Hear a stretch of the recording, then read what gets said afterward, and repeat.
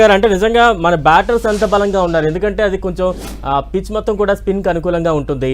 మరోవైపు ఎక్కువగా ఉస్మాన్ తారిక్ గురించి పెద్ద ఎత్తున చర్చ కూడా జరుగుతూ ఉన్న నేపథ్యంలో ఉస్మాన్ తారిక్ ని తట్టుకునే శక్తి మన టీంకి ఎంతవరకు ఉందంటారు?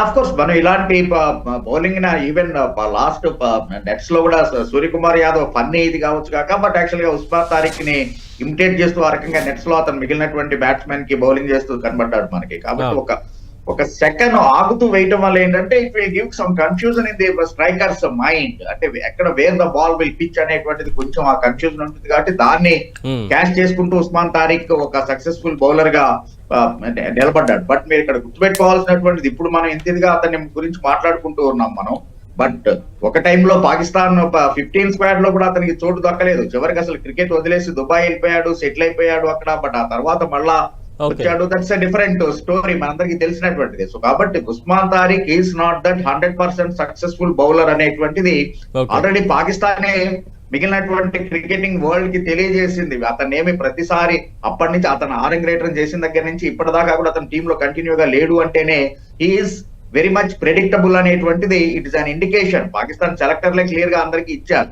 అందుకే దాని సరిపోయినటువంటి ప్రిపరేషన్ లో ఇండియన్ బ్యాటింగ్ లైనప్ వాళ్ళు బ్యాట్స్మెన్ ప్రిపేర్ అయ్యి ఉన్నారు. కాబట్టి అంత పెద్ద ట్రంప్ కార్డ్ అవుతాడు అని చెప్పేసి మనం భావించాల్సినటువంటి అవసరం లేదు. ఈవెన్ యాక్చువల్ గా అశ్విన్ ఆ రకమైనటువంటి బౌలింగ్ యాక్షన్ లోనే ఉంటాడు, ఒక రకంగా ఆగి రావడం అనేటువంటిది. So it's all even actual గా 100 టెస్ట్ మ్యాచ్ ఆడినటువంటి మన హైదరాబాద్ శివలాల్ యాదవ్ బౌలింగ్ యాక్షన్ కనుక మీరు గమనించినట్లయితే డెఫినెట్ గా 1 ball before the behind the umpires నుంచి వేసేటప్పుడు ఆ పాస్ అనేటువంటిది వస్తూ ఉంటుంది. నేను చాలా మ్యాచ్లు ఎంపైరింగ్ చేశాను శివలాల్ బౌలింగ్ చేస్తున్నాను.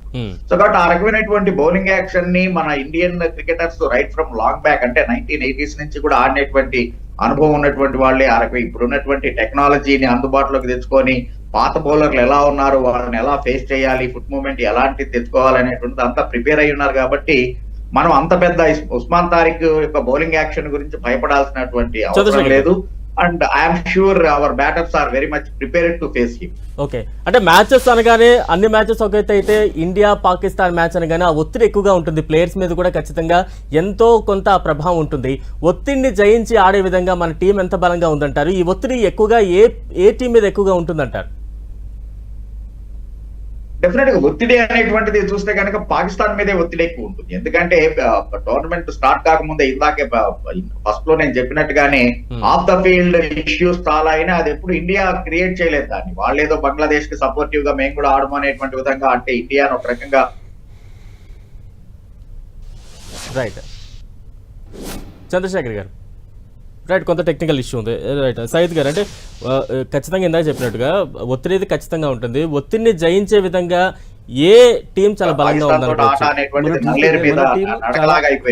మామూలు మిగిలినటువంటి టీములతోటి గ్రూప్ లో ఉన్న మిగిలిన టీములతో ఏ రకంగా ఆడుతుంటాము అనేటువంటి దానితో లాగానే పాకిస్తాన్ తోటి కూడా ఆడుతుంటుంది. Even 2 days back before leaving to Colombo press meet లో కూడా సూర్యకుమార్ యాదవ్ ఇండియన్ కెప్టెన్ చాలా స్పష్టంగా చెప్పాడు, నో డౌట్ పాకిస్తాన్ తో మ్యాచ్ అంటే పైకి మేమంతా గంభీరంగా ఉన్నా కూడా ఒత్తిడి అనేటువంటిది కొంత ఉంటుంది, ఉండదు అని నేను అనట్లేదు. బట్ దానికి సరిపోయినటువంటి సన్నద్ధతలోనే మేము ఉన్నాము.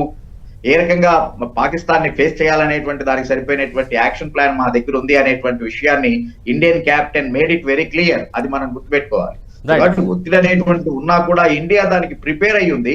వేరాజ్ పాకిస్తాన్ మీద మీరు అడిగిన దానికి కరెక్ట్ గా చెప్పాలి అంటే ఇండియా కన్నా కూడా పాకిస్తాన్ మీద ఒత్తిడి ఎక్కువ ఉంటుంది. ఎందుకంటే వాళ్ళ దేశంలో ఆ ట్రోలింగ్ అనేటువంటిది ఎక్కువ ఉంటుంది.